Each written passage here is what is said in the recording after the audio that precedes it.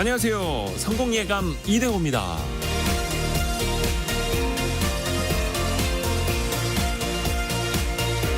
인간은 생각을 하고 판단을 내릴 때 자기의 신체 상태와 균일하게 유지하려는 경향이 있다고 합니다. 미국의 사회심리학자 에이미 커디의 파워 포징이라는 실험이 있는데요. 실험군인 학생들에게 몇 분 동안 마치 지위가 높은 사람처럼 거만한 자세로 앉아있도록 했습니다. 그리고 대조군에게는 지위가 낮은 사람처럼 움츠리고 앉아있도록 했죠. 그러고 나서 게임을 할 때 어떻게 배팅을 하는지 살펴봤는데요. 지위가 낮은 사람처럼 소심한 자세를 취했던 사람들은 안전한 게임을 선택하고 또 위험을 기피하는 성향을 보였다고 합니다. 또한 코르티솔 호르몬이 더 많이 나왔다고 하네요. 위축되어 있어서 스트레스를 더 많이 받았다는 거죠. 반대로 지위가 높은 사람처럼 거만한 자세를 취했던 실험자들은 더 모험적이고 위험한 배팅을 했고요. 스트레스에 반응할 때 나오는 코르티솔 호르몬이 적게 나왔다고 합니다. 혹시 면접이나 중요한 보고 또는 발표를 해야 할 때가 있으신가요? 혹은 어떤 사람 앞에만 서면 왠지 작아지는 느낌이 드시나요? 그렇다면 당장 고개를 들고 가슴과 어깨를 쫙 펴보시죠. 당당한 자세에서 당당한 마음이 나온다는 말 그냥 생긴 게 아닌 겁니다. 성공예감 이대호입니다. 출발합니다.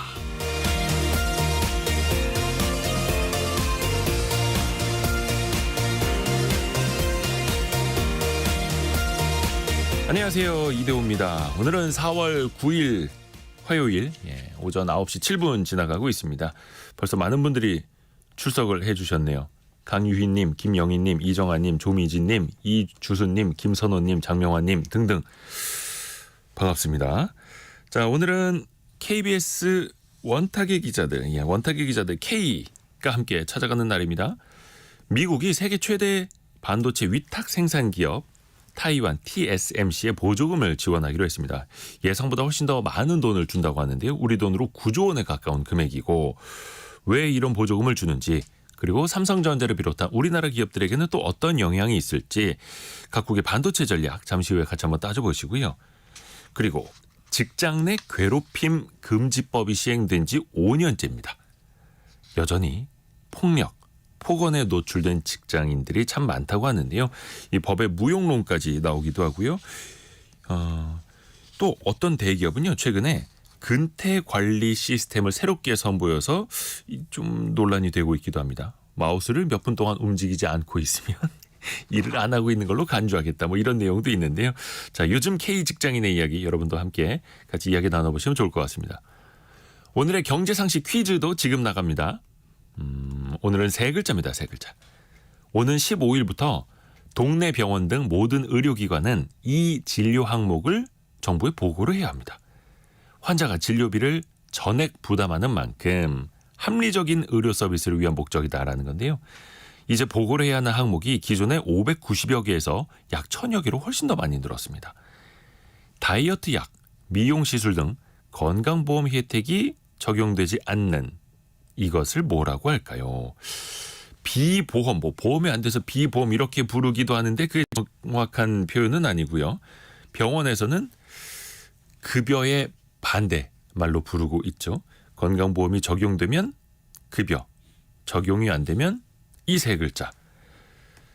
힌트 다 드렸습니다. 자, 짧은 문자 50원, 긴 문자 100원이 드는 샵 9730 문자 메시지 열려 있고요. KBS 콩은 비용이 들지 않죠. 또 유튜브를 통해서도 언제든지 저희 스튜디오 함께 하실 수 있고요. 성공예감 이대호입니다. 자주 검색하시면 성공이 가까워집니다.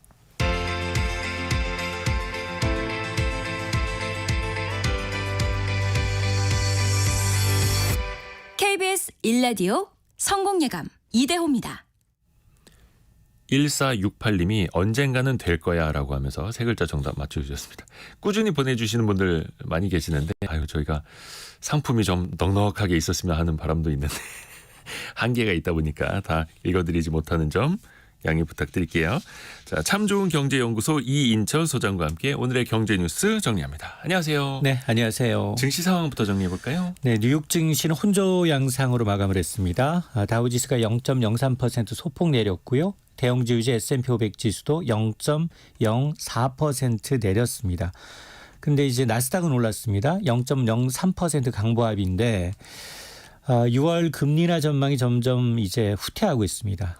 지난주 발표됐던 이 고용 서프라이즈, 서비스업 부문 일자리가 예상 밖에 큰 폭으로 증가한 것으로 나타나니 연준의 금리 인하 기대감은 점점 이제 후퇴하고 있는데요. 이러자 이제 10년물 국채 금리가 오르고 달러는 또 강세입니다. 네. 종목별로 보면 기술주가 약간 좋았는데 테슬라가 5% 가까이 급등했습니다. 일론 머스크가 이제 8월 초가 정도 되면 로봇 택시의 디자인을 공개하겠다라고 밝히니까 이 기대감이 반영이 됐고요. 또 세계 최대 파운드리 업체 대만의 TSMC 예상보다 많은 미국의 보조금을 받겠다라는 소식에 강세였습니다. 국제유가도 7일 만에 하락세로 돌아섰는데요. 이스라엘이 가자지구에서 병력 상당수를 철군하겠다라고 하자 하락세로 돌아섰는데 그래도 여전히 높습니다. 뉴욕 상업거래소에서 5월 인도분 서부 텍사스산 중진료는 0.5% 떨어졌지만 배럴당 86달러. 또 6월 인도분 북해산 브렌트유가 배럴당 90달러. 중동산 두바이유도 배럴당 90달러거든요. 네. 그동안 너무 많이 올랐다.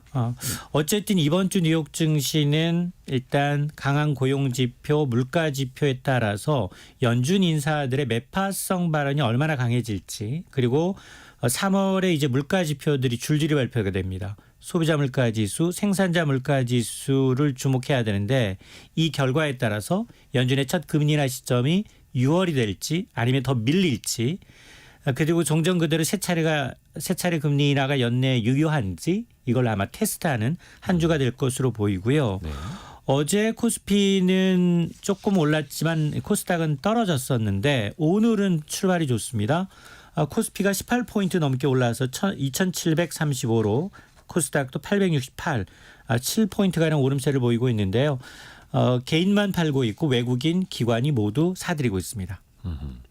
자, 그리고 삼성전자 주가 오늘 상승 출발하다가 지금 약간 약보합으로 돌아섰습니다. 84,300원.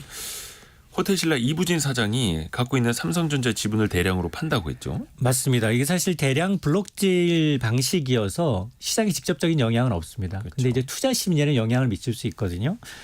이부진 신라 호텔 대표가 상속세 마련의 일환입니다. 삼성전자 지분 524만여 주를 매각하기 위한 수요 예측에 착수를 하고 있는데 한 주당 이제 매각 예정 가격이 어제 종가보다는 조금 낮습니다. 83,700원에서 84,500원 수준인데 이거 전체 덩어리로 치면 얼마나 되느냐? 한 4,400억 원 남짓입니다. 이렇게 블록딜이 마무리가 되면 이제 이 사장의 삼성전자 지분은 떨어지게 됩니다. 0.89에서 0.8%로 줄어드는데 앞서 이제 1월에도 네. 사실은 이부진 사장은 삼성전자 계열사 지분을 블록딜을 통해서 5,500억 상당을 매각을 한 바가 있습니다. 2020년이었습니다. 이건희 전 회장이 이제 별세하면서 12조 원의 상속세가 이제 삼성과 일가한테 부과가 됐기 때문에 네. 이걸 5년 분납하고 있습니다. 내년까지 상속세 물어야 하거든요. 그럼 이게 이제 물론 블록들 형식이어서 이제 큰 손들, 기관 투자자들이 대부분 받아가지만 그 물량이 또 결국은 시장에 출회가 된다면 영향이 미칠 수밖에 없는데 과도한 상속세 개편에 대한 필요성이 그 어느 때보다도 좀 높은 만큼 선진국처럼 이른바 이제 상속세가 아닌 자본 이득세. 그러니까 이제 상장 주식을 상속하는 과정이 아니라 매각을 해서 최종 매각을 해서 현금화하는 시점에 과세하는 이른바 자본 이득세를 도입해야 한다라는 주장이 나오고 있습니다. 그냥 물려받은 금액이 아니라 물려받은 금액 대비 훨씬 더 증가했을 때. 또 증가해서 실제로 현금화해서 차익을 실현했을 때 기업 경영하는 그때는 뭐 그 세금을 부과하지 말고 이제 마지막에 정말로 상장 주식을 팔아서 회사 경영에서 손을 뗄 때 현금화할 때 그때 자본이득세를 좀 하자라는 겁니다. 그러면 최고 60%의 상속세율은 아니고 법인세 내지는 25% 내지 22% 이렇게 좀 낮아질 수 있습니다. 네. 자, 그리고 부동산 PF 시장이 좀 나아질 기미가 잘 안 보이는데 특히 미분양 주택도 마찬가지고 이걸 지원하기 위해서 정부가 이제 리츠를 활용하기로 했습니다. 어떤 맞습니다. 내용인지 좀 소개해 주세요. 맞습니다. 이제 정부가 미분양 주택 해소를 위해서 기업 구조조정 리츠를 이제 10년 만에 제도입합니다. 이게 뭐냐? 다수 투자자들로부터 자금 모아서 기업 구조조정용 부동산만 타겟으로 해서 투자하는 겁니다. 네. 그게 이제 나중에 이제 정상적으로 부동산이 이제 이 개발이 되면 수익은 투자자들한테 배당 형식으로 나눠 갖는 일종의 펀드거든요. 이게 여윳돈 있는 사람들이 투자를 이제 모아서 하기 때문에 미분양 아파트를 사게 되면 당장 돈이 급한 건설사들한테는 유동성, 돈이 좀 돌게 하자라는 취지여서 과거 이제 2008년에도 당시에도 이 기업 구조조정 리츠를 시행한 적이 있고요. 효과를 꽤 봤습니다. 그래서 이번에는 지방에 있는 미분양 사태를 진정시키기 위한 대안으로 10년 만에 이제 부활을 시켰는데 지방 미분양 주택을 이 기업 구조조정 리츠가 매입을 하게 되면 이제 일정 부분 운영한 이후에 적정 시간에 매각을 좀 최소화해서 손실을 이제 만회하는 방식이기 때문에 일정 부분 세제 혜택도 지원한다는 방침입니다. 근데 이게 과연 효과를 제대로 낼 수 있을 것인가? 또 이제 돈이 들어가기도 하는데 좀 우려의 시선은 없을까요? 맞습니다. 이제 어제 정부가 이제 관련 부처와 리츠 활용 이제 부동산 PF 지원 방안에 대한 설명회가 있었는데요. 네. 근데 이거 좀 효과가 있을까? 아직까지는 좀 의문이다라는 의견이 나온 게 지금 시장에 문제시되는 사업장이 이 브로치론과 본 PF가 있다면 땅 초기 땅 살 때 필요한 자금을 대는 이 브릿지론에서부터 지금 문제가 생기고 있거든요. 네. 그러니까 아직 본 착공 들어가기 전이라는 겁니다. 대부분이 이쪽에 문제가 생기고 있는데 근데 이제 이 브릿지론의 경우에는 이 기업 구조조정 리츠의 매입 지원 대상이 아니다라는 거고 또 하나가 이 매입 대상이 준공후 미분양 주택입니다. 그러니까 이제 다 지어놓고 불 꺼진 아파트에 이제 국한되다 보니 정작 지금 미분양으로 어려움을 갖고 있는 뭐 아파트뿐만 아니라 오피스텔도 있고요. 지식산업센터도 있고요. 다양한 종류의 부동산이 수익형 부동산이 있는데 이게 다 빠졌다는 겁니다. 그러다 보니 다소 좀 이 실효성에 대해서는 좀 효과에 대해서는 제한적이지 않느냐라는 건데요. 어쨌든 이 정부가 이제 30일까지 수요 조사를 해봐서 만에 하나 이 제도를 일회성으로 진행할지 아니면 추가 연장할지 여부를 수요조사 결과를 보고 결정한다는 방침입니다. 어찌됐든 간에 그 리츠에 또 투자하는 사람들이 있을 테고요. 자, 그리고 내수가 참 많이 답답한 상황이긴 한데요. 프랜차이즈 가맹점의 평균 매출이 좀 회복세라는 이야기가 있네요. 맞습니다. 이제 공정거래위원회가 2023년 가맹점 현황 통계를 발표했습니다. 가맹점 수, 뭐 브랜드 수, 가맹점 뭐 전체 이제 수 이건 전년 대비해서 대부분 다 늘어났고요. 특히 가맹점이 가장 많이 늘어난 건 외식업종이었습니다. 네. 지난해 업종 브랜드 수 비중, 외식업 비중이 10개 가운데 8개 꼴. 거의 한 80%로 압도적으로 많았는데 평균 2022년 기준 전체 가맹점의 평균 매출이 약 3억 4천만 원. 2021년에 비해서 8.3%가량 늘었습니다. 이미 이제 코로나 발생 이전이었던 2019년 수준을 회복한 건데요. 업종별로 외식업종의 매출이 12.7% 증가해서 전반적인 가맹점 평균 매출액 상승을 견인했는데 특히 가맹점 수 가장 많이 늘어난 업종은 뭐냐? 커피 업종이었습니다. 뭐 13%로 가장 많아서 1년 사이에 무려 3천여 개 이상 늘어나서 2만 6천여 개로 가맹점 수가 늘었습니다. 커피 전문점이 2만 6천여 개요. 맞습니다. 정말 많은 것 같은데 지난해 또 그렇게 또 많이 생긴 거네요. 대단합니다. 근데 이게 프랜차이즈 가맹점을 영업을 하시는 분들이 좀 잘 되셔야 할 텐데 사실 그분들보다는 프랜차이즈 본사만 배불린다는 지적이 사실은 좀 끊이질 않잖아요. 맞습니다. 이 외식업 가맹점주들 매출 늘었으면 사장님들이 좀 이득을 받겠느냐. 이런 안타깝게도 자영업자들의 부담은 더 늘고 본사만 이익이 더 늘어났다라는 데 있는데요. 가맹본부가 마진을 더 많이 남기고 있다라는 의미입니다. 이처럼 이제 본사의 마진, 차액 가맹금이라고 하는데요. 외식업종에서 기승을 부리고 있습니다. 특히 이제 치킨 업종의 경우 평균 매출액의 8% 이상을 본사가 가져가고 있었습니다. 그러니까 이 본사는 가맹점이 꼭 구입해야 되는 필수 물품 리스트, 부품 리스트가 있어요. 네. 그러니까 이 본사 물품에서 발생하는 마진이 그만큼 높다는 건데요.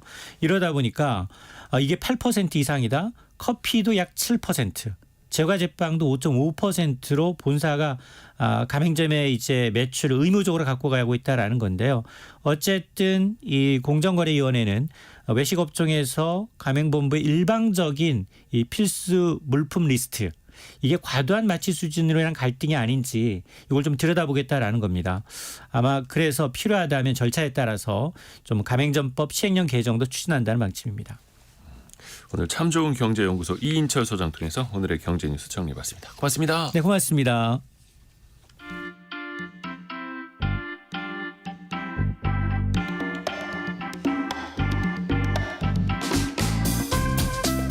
지금 여러분께서는 KBS 일라디오 성공예감 이대호입니다를 듣고 계십니다. 참여해주신 여러분께는 추첨을 통해 아름다운 식탁 창조 주비푸드에서 자연에서 갈아 만든 생와사비를, 쉽고 빠른 판촉물 제작 시너지 기프트에서 대용량 에어프라이어를, 그리고 성공예감에서 준비한 커피 쿠폰을 보내드립니다.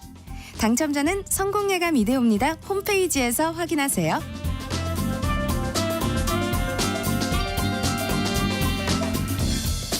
오늘 원탁의 기자들 K 있는 날이라고 예고해드렸더니 8894님이 복잡한 뉴스 속에서도 밝은 목소리가 늘 반가운 기자님들 좋은 소식 많은 성공 예감만 되길 바랍니다라고 응원을 또 보내주셨네요. 오늘 좀 밝은 목소리여야 되는데 누구 목소리가 밝죠? 원탁의 기자들 K, KBS 서영민, 김준범, 장혁진 기자 함께합니다. 안녕하세요. 안녕하세요. 얼마 전에도 그 반도체 관련 이야기를 저희가 또 토론으로 다루긴 했습니다만 네. 최근에 이제 미국에서 많은 소식들이 들려오는 게 그중 하나가 보조금 소식입니다. 보조금. 하루 전에는 미국이 공식적으로 타이완 TSMC에 우리 돈으로 8조 9천억 원에 달하는 보조금을 준다라는 결정이 나왔습니다. 8조 9천억 원. 먼저 좀 뉴스 내용 이제 간단하게 정리해 드리면 지금 진짜? 그 TSMC가 지금 미국 애리조나에 그 반도체 공장을 이제 2개를 이제 짓고 있거든요. 네. 근데 우리 시간으로 이제 어제 저녁이죠. 이제 미국 상무부가 66억 달러, 이제 한 8.9조 원 정도 됩니다. 이 정도의 보조금을 이제 TSMC에 지원한다고 발표를 했고요. 이 법적인 근거는 이제 2022년에 이제 미국에서 제정된 반도체법이라고 있는데 이제 칩스 액트라고 거기 이제 미국의 이제 반도체 공장 짓는 기업들에게 한 5년간 527억 달러 정도 이제 지원하는 이제 법이에요. 그러니까 미국은 지금 그런 반도체 공급망을 이제 자기 나라로 이렇게 끌어들이려는 이제 전략을 하고 있으니까 좀 그렇게 지원을 하고 있는 건데, 근데 당초 TSMC에 지원될 지원금이 한 50억 달러 정도 될 거다라는 예측이 있었는데 좀 늘었어요. 66억 달러니까 16억 달러 늘었죠. 예상보다 더 높았던 거죠. 그렇죠. 이제 규모 늘어난 이유는 요 보조금 지원 이슈랑 같이 그 TSMC가 미국에 좀 세 번째 공장을 짓겠다는 내용까지 그런 합의까지 동시에 발표됐거든요. 그러니까 공장 하나 더 지으니까 보조금도 늘어난 거죠. 그래서 그거는 이제 그렇게 좀 이해하시면 될 것 같습니다. 이게 참 재밌는 게요. 예. 한 달쯤 전엔 한국의 삼성전자가 미국으로부터 최대 70억 달러 보조금을 받을 거다라고 온 언론이 난리가 난 적이 있습니다. 네. 우리가 TSMC보다 더 받는다. 네. 그러면서 막 한 4주 한 달 이쯤 전인데 그때는 막 그랬어요. 근데 어제 발표가 나니까 TSMC가 66억 달러. 우리 받을 거라고 한 그 돈은 아직 받는다는 결정이 안 났습니다. 네. 다음 주쯤 발표할 거래요. 근데 그 얘기는 한 달 전부터 우리가 엄청 많이 받아요 하다가 TSMC가 떡 이렇게 받으니까 TSMC 이거보다 훨씬 적게 받을 줄 알았는데 했는데 좀 놀란 거죠. 그런 다음에 어제 외신에서 또 하나가 떴다고 오늘 아침에 또 그 언론들이 긁어왔습니다. 삼성전자는 이거보다 더 받을 수도 있다. 다음 주에 발표한다. 근데 사실 이건 순서대로입니다. 일단은 미국의 대선 스케줄 때문에 미국의 반도체법에 따른 지원금을 미국 업체한테 제일 먼저 줘야 됩니다. 네. 그래서 인텔한테 제일 먼저 줬습니다. 예. 제일 많이 줬습니다. 지금 그렇죠. TSMC보다 훨씬 많이 줬고 그다음은 TSMC입니다. 저희가 오해하면 안 되는 것이 우리나라는 파운드리에 있어서는 2등입니다. 1등이 TSMC입니다. 압도적이죠. 네, 미국이 필요로 하는 반도체 공장은 메모리 공장 아닙니다. 파운드리 공장이기 때문에 TSMC한테 제일 먼저 줄 수밖에 없고 아마도 삼성보다는 조금 더 많이 줄 수밖에 없을 겁니다. 투자 규모에 따라 비례하겠지만 일단 TSMC 줬습니다. 다음 주에 삼성전자가 테일러시에 짓는 공장에 대한 반도체 보조금이 나올 겁니다. 일단 순서는 이렇게 가고 있습니다. 그 인텔이 26조 원을 지원받기도 했고요. 김준범 기자. 예, 그다음에 이제 어제 발표에 따르면 TSMC가 15조 원, 뭐 대략 16조 원, 그러니까 26조 원, 15조 원. 한국 이제 특유의 등수 경쟁에 따르면 우리는 TSMC보다 더 받았으면 좋겠는데 우리가 뭐 인텔을 이길 수는 없는 거는 같고. 네. 그러려면 다음 주에 발표되는 게 최소한 16조 원 이상은 나와야 되는데 방금 서영민 기자 말한 것처럼 미국 입장에서는 삼성보다는 TSMC가 더 귀한 자식, 귀한 손님이기 때문에 자기네가 더 맡기는 일이 많으니까. 예, 아무래도 뭐 질 확률이 높지 않겠느냐 그런 좀 마음의 준비를 하고 있어야 되지 않나 그런 생각은 듭니다. 투자 규모가 TSMC 대비 천문학적으로 크면 됩니다. 물론 그렇죠. 돈을 더 받으려면 그만큼 많이 투자를 해주겠다고 선물을 주면 그만큼 더 받겠지만 좀 이따 얘기하겠지만 우리가 투자한 금액에 비해서 받는 돈이 얼마 안 되기 때문에 그 돈 받으려고 투자를 더 한다는 거는 뭐 과연 그게 합리적인 선택인지는 잘 모르겠습니다. 일단 그것도 이제 뒷부분에 한번 더 이야기를 좀 나눠보겠고요. TSMC는 사실 미국뿐만 아니라 일본이라든지 다른 나라에도 지금 공장을 더 많이 확장할 계획이죠. 네, 제가 보면 일본에 지금 쿠마모토에 1공장을 지어놨습니다. 네. 그 공장은 사실은 일본 정부가 지금과는 마찬가지인 공장입니다. 일본 정부가 직접적으로 돈을 댔고요. 절반을 댔어요. 빌려준 게 아니고 댔습니다. 대고 그다음에 덴소라는 회사 그리고 그 소니 두 회사가 또 돈을 댔습니다. 그래서 TSMC가 든 돈은 얼마 안 돼요. 그거 돌아가고 있습니다. 근데 그 돌아간데 그 잘 돌아가는 거예요. 일본 그 TSMC가 보기에. 그래서 거기에 2공장 짓기로 3공장 짓기로 이런 얘기가 나오고 있습니다. 일본에 계속 짓고 있고 미국에 원래 공장 하나만 지으려고 했고 그것도 원해서 지은 게 아니고 미국이 원하니까 이 공장이가 손익분기점 안 나올 거 아는데 짓는다 하고 지었는데 근데 지금은 점점 더 짓게 되는 상황으로 가고 있습니다. 그 이유는 TSMC가 지금까지는 첨단 노드 파운드리 반도체는 타이완 섬 안에서만 했습니다. 네. 그게 뭐 예전에는 뭐 반도체 실드, 반도체 방패라고 했죠. 이거 있으면 중국이 우리 못 건드려, 미국이 우리 지켜줄 거야 이런 거였는데 지금 상황이 바뀌고 있습니다. 미국이 타이완 섬 안에서만 그런 첨단 반도체가 나온다는 게 너무 싫어요 지금. 거의 한 100%. 정말 100%가 다 타이완 섬 안에서 나오거든요. 첨단 반도체는 삼성은 못 만듭니다 지금. 그 어떤 빅테크도 삼성한테 의뢰하지 않습니다. 근데 이렇게 되니까 너무 불안한 미국이 이걸 분산해야 된다는 압박을 강하게 하고 있고 타이완도 이렇게 가다가 미국한테 된소리를 맞으면 안 되는데 싶어서 점점 공장을 해외로 분산하고 있는 상황입니다. 근데 이게 평가는 이게 다를 수 있는데 객관적인 숫자만 보면 TSMC가 대만 전역에 대만 동서남북 전역에 공장 9개를 가지고 있고요. 우리 삼성도 여기저기 있잖아요. 우리나라 땅 안에 마찬가지죠. 그리고 TSMC는 대만 국토에 10개를 더 짓겠다고 했어요. 발표를 보면. 다 짓게 되면 19개가 되는 거고. 일본에는 방금 말한 것처럼 쿠마모토에 하나를 지었고 하나를 더 짓겠다고 했고 하나를 더 지을 수 있다는 보도가 3개가까지 나오고 있고 미국도 이미 애리조나에 2개 짓고 있고 하나 이번에 보조금 받으면 하나 더 짓겠다고 했으니까 네. 미국에 또 3개를 짓게 되는 거고요. 독일하고도 협상이 진행 중입니다. 독일에도 짓겠다고 하는 거니까 그러니까 TSMC는 공장의 포트폴리오가 본인의 자국과 미일 유럽에 퍼져 있고 삼성전자는 다르죠. 삼성전자는 중국에 굉장히 큰 공장이 있고 한국에 있고 이제 미국에 짓고 있고 이렇기 때문에 두 회사의 뭐 그간의 전략적 선택의 결과가 좀 다르다. 뭐 근데 누가 맞고 그러자는 나중에 판별이 나겠지만. 네.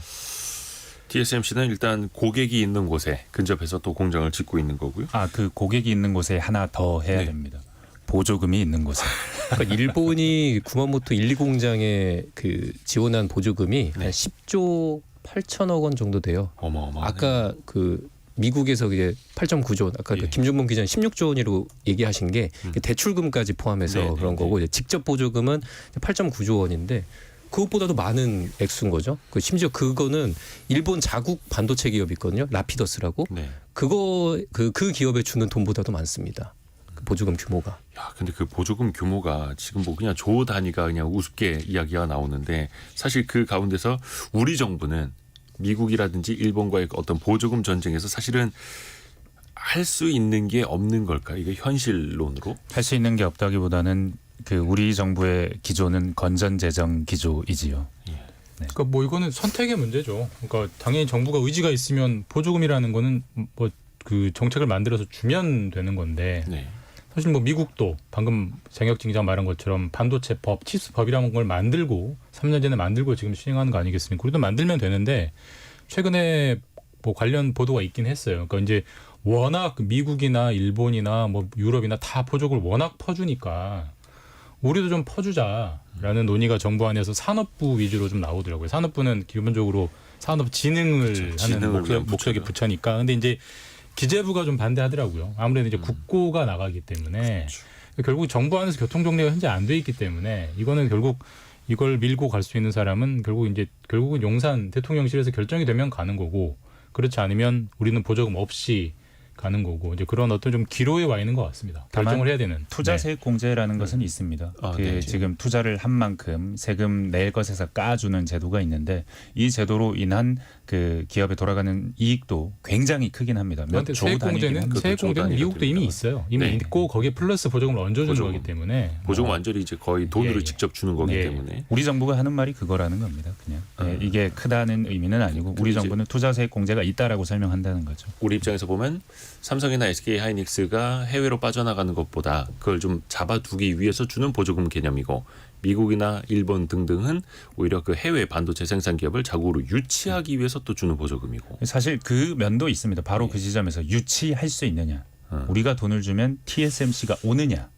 지금 우리 보조금을 준다면 보조금은 명확한 목적이 있어야 되는데 다른 회사 나라들이 다 주니까 우리도 삼성한테 좀 주자. 이건 너무 삼성에게 특혜를 주는 것이 될 수도 있고 어떤 해외 기업이라도 유치할 수 있는 것이 있다면 모르겠는데 TSMC 보조금을 준다고 한국에 오지는 않을 것 같거든요. 근데 이제 TSMC가 일본에 좀 적극적으로 또 짓는 좀 여러 뭐 이유가 있지만 아까 뭐 당연히 보조금도 있지만 네.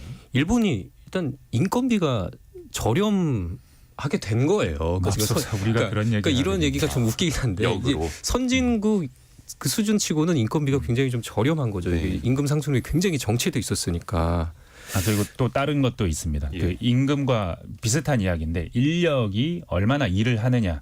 그러니까 야근하느냐, 네. 특근하느냐. 네. 그리고 그랬을 때 불만이 안 나오느냐. 제가 이거 조금 재밌는 거를 좀 찾았는데 네. 그 미국판 블라인드 이제 글래스 도어라는 이제 사이트가 있대요. 그러니까 그러니까 직장인들이 자기 회사 이야기하는. 맞습니다. 회사 상사 평가하는 사이트인데 그 미국 그 TSMC 애리조나 지사가 5점 만점에 2.4점이에요. 근데 그 이유가 회사 업무가 너무 고되다. 일을 너무 많이 시킨다.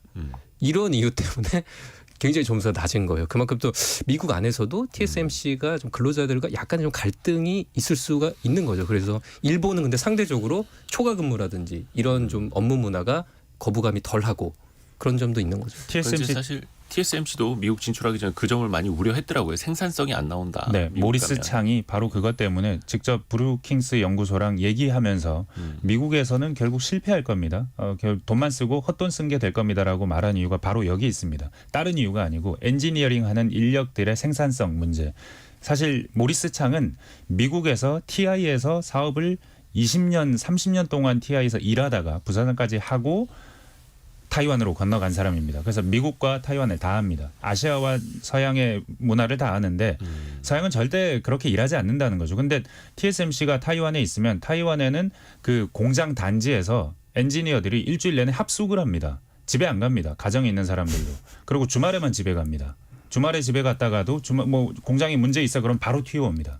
그러니까 그 우리나라보다 훨씬 더 과중한 노동 압력이 있는 것이 TSMC의 타이완 공장이고 이 공장이 미국 가면 이런 식으로는 실현되지 않을 거예요. 왜냐하면 미국에서도 해봤거든요. 모리스 창은 워싱턴주에서 한번 해봤습니다. 완전 실패했어요. 그래서 그 공장 쳐다보지도 않습니다. 그런 상황에서 일본에 갔더니 근데 일본 사람들은 임금도 적은데 일도 열심히 하고 야근도 하고 특근도 하고 일 많이 시켰다고 불만도 없더라. 직업이 있어서 좋다는 긍정평가만 많이 나와서 일본은 되겠다 하고 일본에 계속 투자하는 겁니다. 근데 어찌됐든 간에 TSMC도 그런 우려가 있지만 400억 달러를 투자해서 지금 애리조나에 공장을 짓고 있고 삼성도 이제 마찬가지고 보조금 때문에 솔직히 가는 건 아니지 않습니까? 미국 시장에. 미국이니까 가는 거죠. 미국이 무서워서 네. 미국 정부가 오라고 했는데 안 가면 네. 무슨 일을 당할지 모르기 때문에 솔직히 사실 우리가 미국에 100을 쓴다면 투자라고 100을 쓴다면 네. 보조금으로 받는 돈 아무리 높게 쳐봐야 한 2, 30 정도예요. 결국은 이제 70, 80은 우리 돈을 쓰는 건데 더군다나 2, 30이 절대 공짜가 아닙니다. 거기에 대한 대가가 굉장히 혹독해요. 크게 세 가지인데 일단 초과 이익은 미국 정부랑 공유해야 됩니다. 거의 뭐 지분 투자 받은 느낌 예전에 아닙니까, 우리 이거? 그 정운찬 총리가 이끌었던 동반성장위원회 때 네. 초과이익 공유제 같은 거 우리가 재벌들 좀 하자고 할 때 사회주의 정책이라고 엄청나게 공격받았어요. 그때 MB 정부 때 잠깐 좀 예. 오늘 띄운 적이 있죠. 미국이 그걸 하고 있습니다. 그리고 중국에 있는 반도체 공장에 5% 이상 10년 동안 설비를 늘리면 안 돼요. 그러니까 이런 여러 가지 숙제들을 안고 우리가 100을 쓰면 2, 30을 받는 거기 때문에 단순히 산술적으로 계산적으로 보면 할 이유가 없어요.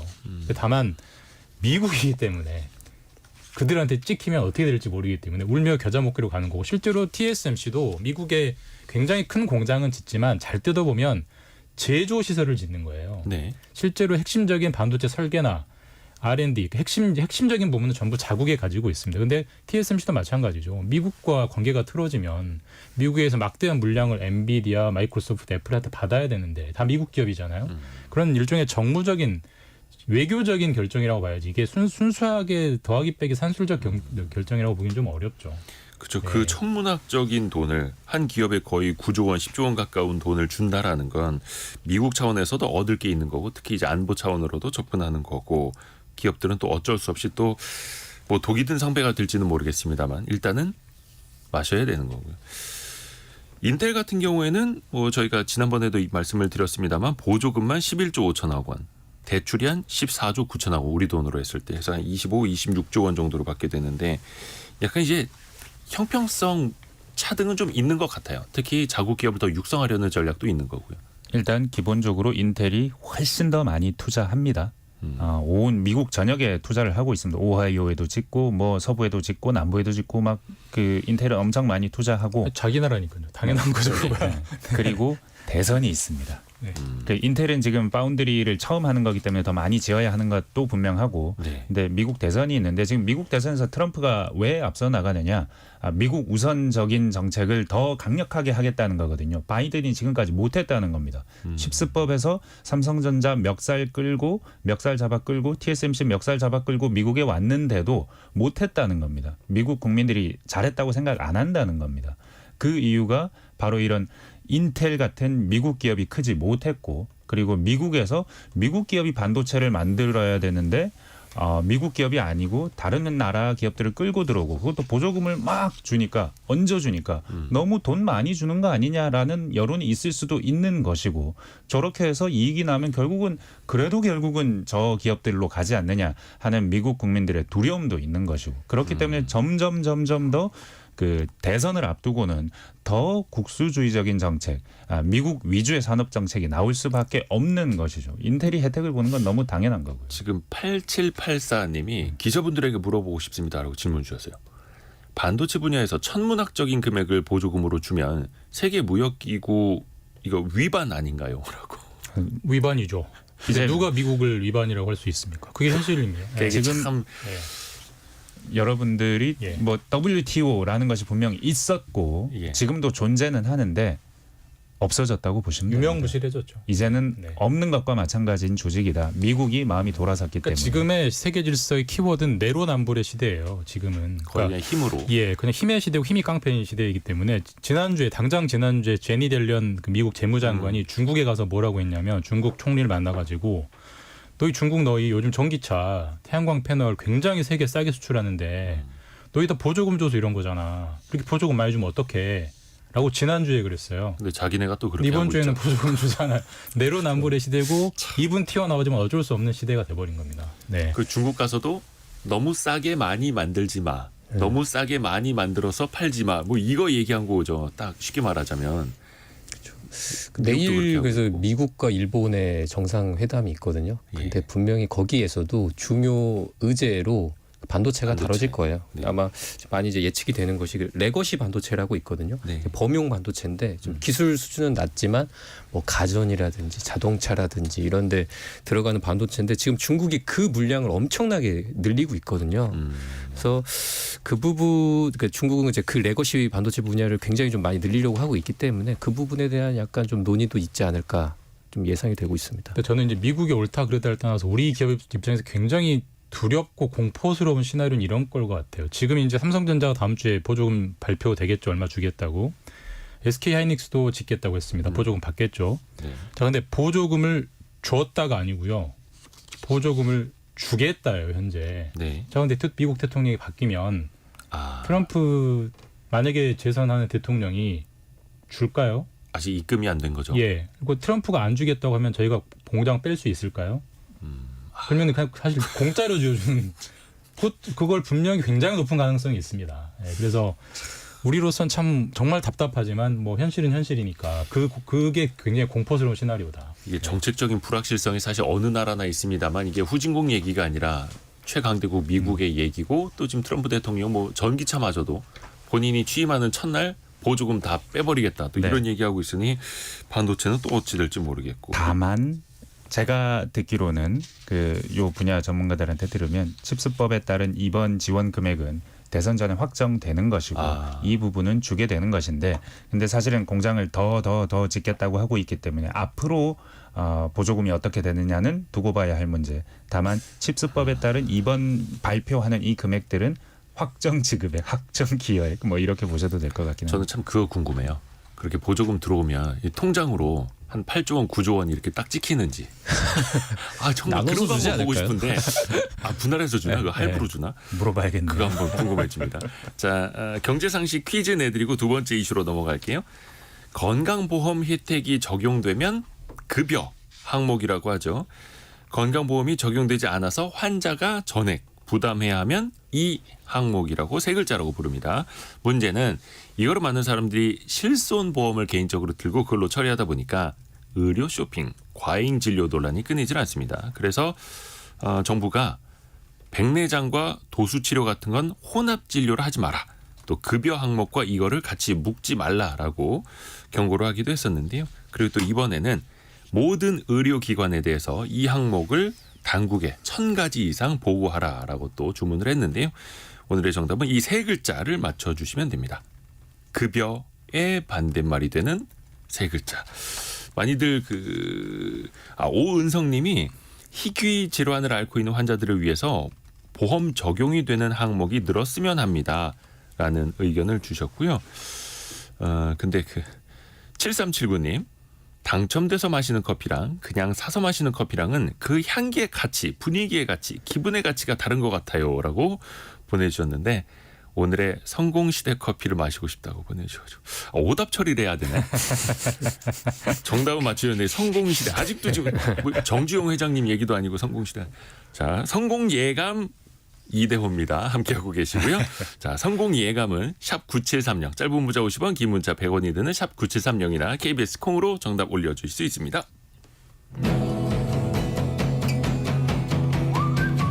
오늘의 움직임에 주목하고 세상의 흐름을 놓치지 않습니다.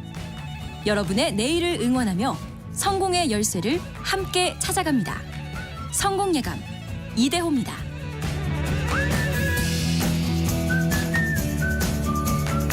직장 내 괴롭힘 방지법. 이게 2019년에 생겼습니다. 벌써 5년이 됐는데요. 혹시 여러분 주변에서 좀 그런 사례가 좀 있나요? 안 좋은 사례? 왜냐하면 이게 처음에는 그 신고 건수가 2천여 건이었다. 5천 건, 7천 건, 8천 건으로 이제 지난해 기준으로 10,000건이 넘었다고 합니다. 근데 사실 이게 뭐 어쨌든 신고와 처리 자체가 다 비밀로 되기 때문에 예. 뭐 저희 KBS 안에서도 누군가 신고를 했을 수도 있겠죠, 당연히 큰 기업이니까. 근데 사실 저희도 모릅니다. 당사자만 알기 때문에. 근데 뭐 지금 하루에 작년에 10,000건이 넘었고 하루 평균 27건 정도가 전국 사업장에서 신고. 그러니까 내가 사장님 또는 내 직장 동료 선후배에게 괴롭힘을 당했다고 신고를 하는 상황이니까. 네. 뭐 저희뿐만 아니라 지금 청취자분들이 다니는 직장 주변에도 의외로 있을 수 있다라고 보시는 게 합리적인 추정일 것 같아요.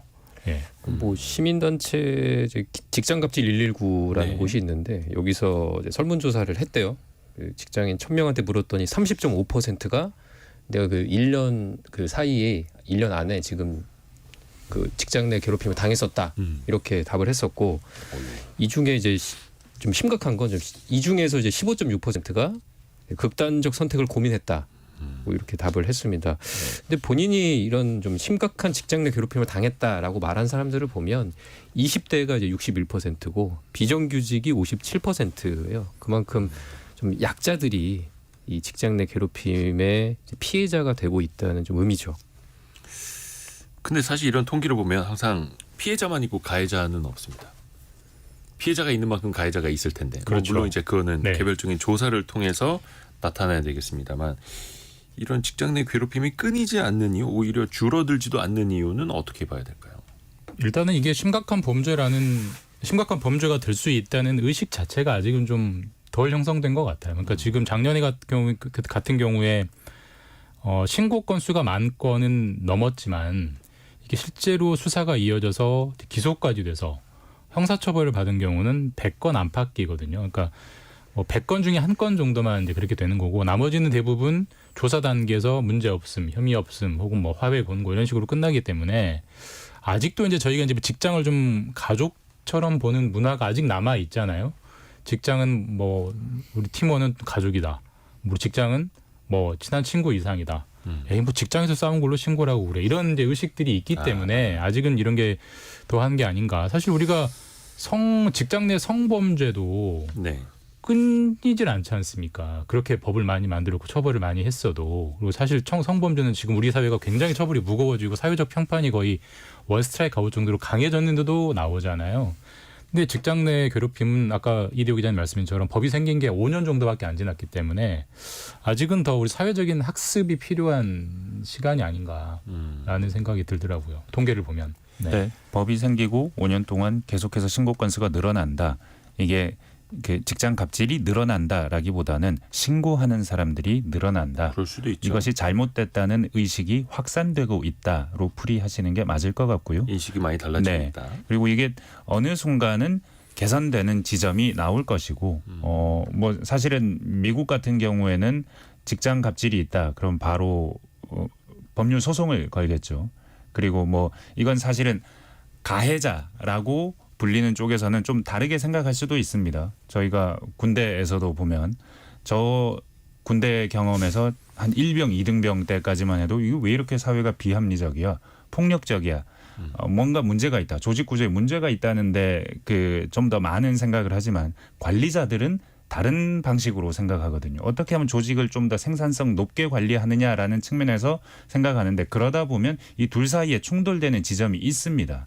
그 지점이 있고 가해자라고 불린 그 쪽들은 관리자로서의 의무를 생각하게 되는 것이고 그 사이에서 지금 규범 충돌이 일어나고 있는 거라고 볼 수도 있고 이건 조정이 필요합니다. 과거에는 가능했던 것들이 지금은 가능하지 않다는 것을 학습하는 동시에 과거에는 참았던 것을 지금은 참지 않겠다라고 반대하는 요 둘 사이에서의 어떤 접점이 어느 순간 필요해질 겁니다. 그게 생기면 좀 이 문제가 심각해지지 않을 수도 있지 않을까 생각이 듭니다. 또 인식이 달라지는 게 또 하나의 문화가 될 수도 있는 거고요. 어떤 과도기도 또 겪어야 되는 거고. 네. 제가 얼마 전에 한 군인 그 간부를 만났는데 요즘 군대에서는 원래 군대는 명령과 지시로 통하는 곳인데 잘못했다가는 사병들이 중대장, 대대장한테 바로 찾아간다고 합니다.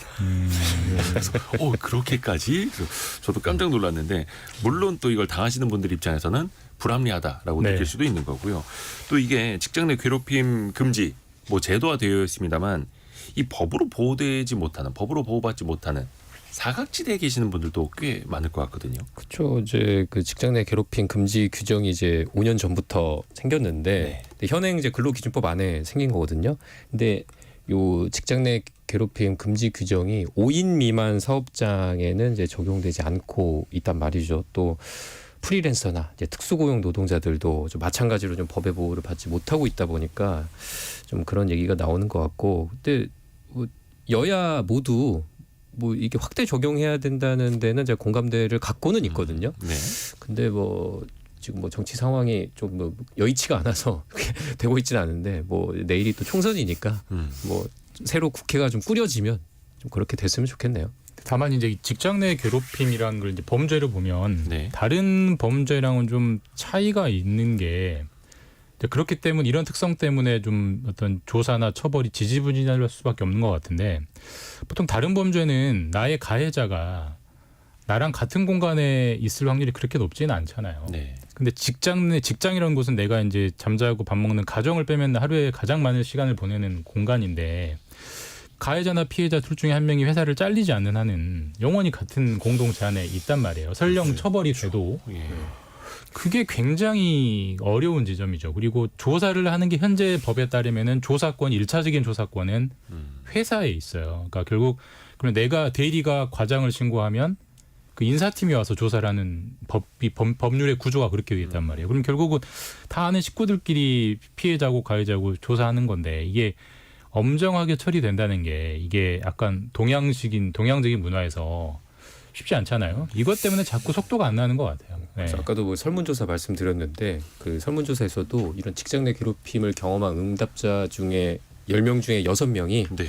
그냥 모르는 척으로 이제 대응을 했다고 합니다. 근데 그 사유를 물어보니까 뭐 그 이유가 좀 슬픈데 대응해도 좀 상황이 나아지지 않을 것 같아서라고 그냥 모르는 체 하는 거죠. 참는 거죠. 현실적으로 이제 피하는 걸 택한 거네요. 특히 이제 대기업 같은 경우에는 어떤 문제 제기를 했을 때 인사발령 나서 먼 부서로 갈 수도 있겠습니다만 중소기업들은 또 거의 얼굴 맞대고 또 지내야 할 수도 있는 거고요. 어렵습니다. 또 하나가 그 기업 내에서 근태 관리라고 하지 않습니까? 근무 태도를 관리하는 방식에 대해서도 또 좀 이야기를 나눠봐야 될 텐데 지금 원탁의 기자들 K 요거 방송하니라고 세 분은 지금 보도국을 떠나서 라디오국으로 와 계시잖아요. 네. 보도국에서 이 친구들 어디 갔지? 이러진 않습니까? 성공예감은 굉장히 훌륭한 프로그램으로 정평이 나 있기 때문에 네. 여기를 간다고 하면은 뭐 네. 흔쾌히 보내주시죠. 감사합니다. 근데 일부 대기업들에서도 직원들이 자리를 비운 상태, 그걸 또 하나하나 또 알 수도 없기 때문에 뭐 직원이 수백 명, 수천 명일 경우에는 어떤 대기업은 지금 마우스가 한 1, 20분 동안 안 움직이고 있으면 네. 이거 일 안 하고 있는 걸로 간주하겠다, 소명하라. 이런 회사들이 좀 나타나고 있더라고요. 맞아요. 이제 어제 나왔던 기사인데 그거 가지고 이제 사람들이 설왕설래가 많았던 것 같아요. 아니 근데 좀 억울할 수가 있죠. 왜냐하면 그 마우스 그 안 움직이고 뭐 자료를 읽거나 있을 수도 있고 뭐 잠깐 뭐 회의를 할 수도 있고 네. 그리고 PC를 많이 안 쓰는 직원도 있잖아요. 그 네. 업무 특성상. 그런데 이렇게까지 좀 감시를 하면 좀 너무 나간 거 아닌가라는 좀 반응들이 많았던 것 같아요. 근데 사실 이 회사가 또 다른 한편에서는 꿈의 직장, 신의 직장이라고 불릴 정도로 칭찬을 받는 구석도 많은 회사였습니다. 네. 그러니까 유연 출근제를 도입해서 출근도 막 원하는 시간에 할 수 있게 일하는 시간만 채우고 가라라고 하기도 했고 또 회사에서 행사할 때 롯데월드를 통째로 빌려가지고 화제가 한번 된 적이 있습니다. 지난 식목일이었죠. 네네. 놀이공원을 통째로 빌려서 네. 임직원 가족까지만 들어와라. 근데 예. 롯데월드인데 네. 자유로 이제 타서 대기하면 이제 앞에 부장님 가족도 있고 뒤에 이제 후배 사원 커플 있고 그런 건데 너무 행복할 것 같아요, 진짜. 무슨 뜻이시죠? 너무 즐거운 날이지 않습니까, 그러면? 중의적인 표현으로 이 기업이 평소에는 굉장히 그 유연하게 근무 제도를 운영하고 그리고 또 다양한 측면에서 복지 혜택을 제공해서 그리고 연봉도 높고 해서 좋은 직장이다라고 했는데 네. 이런 제도를 도입한 겁니다. 이게 사실은 양면의 칼 같은 겁니다. 좀 더 유연하게 근무하게 해줄게. 근데 네가 일한 시간 자체는 정확하게 체크해야겠어라는 겁니다. 어떤 아무것도 그 종업원에게 아무것도 제공하지 않던 회사가 노동자를 갑자기 옥죄한다고 하면 그건 정말 좀 비난만 할 일이지만 그런 측면에서 봐야 할 측면도 조금 있기는 합니다. 근데 뭐 이렇게 우리가 속된 말로 이제 쪼은다고 하잖아요. 이게 이렇게 되게 강하게 프레셔를 주는 게 뭐 그게 필요하지 않은 건 아니잖아요. 우리가 일해보면 알겠지만 실제로 최근에 굉장히 저 재밌게 읽었던 그 기사 중에 하나가 뉴욕타임스가 최근에 테무, 요즘 화제의 네. 기업 테무가 왜 저렇게 잘 나가느냐를 여러 가지 관점에서 분석하면서 근로 강도에 대해서 이제 분석을 했는데 테무가 굉장히 힘든 기업이랍니다. 그래서 제가 정확한 용어가 생각이 안 나지만 테무는 직원들이 매일 퇴근할 때 뭔가 어떤 일정 기준에 딱 그 생산량이 미치지 않으면 저희 약간 용어가 헷갈리는데 이런 취지의 글이 나와요. 너는 오늘 하루를 불태우지 않았어. 이런 식으로 직원에게 경고를 주는 정도로 강하게 관리를 하거든요. 그러니까 기업이 잘 나가는 측면도 있기 때문에 뭐 지금 이렇게 말하면 너무 사용자 마인드이긴 한데 그게 뭐 반드시 필요하지 않은 물론 20분 마우스 뭐 이런 게 좀 워딩이 좀 안 좋아서 그렇지 필요한 측면도 분명히 있죠. 사실 이게 어떤 보면 이제 네. 방법의 차이일 수도 있어요. 대세이긴 합니다. 쿠팡이 직원을 옥죄한다라는 의미에서 이런 식의 보도가 많이 나왔습니다. 근무 시간 정확하게 체크하고 어디 가는지 체크하고 어디 화장실 몇 번 이상 못 가게 하고 점심 시간은 몇십 분으로 아주 짧고 이런 식으로 근로자를 옥죄는데 이 근로자를 옥죄면서 동시에 반대급부는 조금 더 많이 주는 경향은 있습니다. 동시에 가는 것이고 근데 이것이 그 회사 입장에서는 좀 더 효율적으로 노동자를 관리하는 것인데 문제는 이런 상황으로 갈수록 현대화가 좀 더 진행되고 기업이 좀 더 이 노동자를 잘 옥죄할수록 신경정신병증은 점점 늘어갑니다. 사람이 그렇게 옥죄게 되면은 정신적인 불안감을 느낄 수밖에 없거든요. 근데 또 이제 기업 입장에서는 어찌됐든 간에 효율화를 또 해야 하는 거고 그렇다고 해서 이제 시간으로만 정해놓는 건 또 구시대적인 것 같고 자율성을 주되 그 안에서 책임이 있도록 근데 그걸 또 어찌됐든 간에 시스템적으로 관리를 또 해야 하니 마우스 몇 분 이상 안 움직이면 또 규제 뭐 이런 이야기도 나오는 네. 거고요. 7396님이 어플 자동 켜짐을 설정해 놓으셨다고 원탁의 기자들 들으려고 하시는 것 같습니다. 그런 기능이 있군요. 네. KBS 콩에 있는 것 같아요. 2667님은 원탁의 기자들 K는 무슨 일이 있어도 청취합니다. 감사합니다. 알찬 성공의 지름길이라고 이야기를 또 해주셨습니다. 아유, 너무 감사합니다. 오늘 KBS 서영민, 김준범, 장혁진 기자와 함께했습니다. 고맙습니다. 감사합니다. 저희가 2부에서는요. 창업 트렌드 시간으로 돌아올 텐데요. 창톡의 노승욱 대표가 직접 최근에 일본에 가서 일본의 음식 트렌드를 취재해 왔다고 합니다. 우리나라 사람들이 일식 정말 좋아하는데 일본에서 유행하고 있는 일식과 우리나라에서 선보이고 있는 일식 어떤 차이가 있는지 그리고 또 여러분도 같이 또 사업 아이템 구상해 보시는 것도 좋을 것 같습니다. 잠시 뉴스 들으시고요. 10시 5분에 저희는 금방 다시 돌아오겠습니다.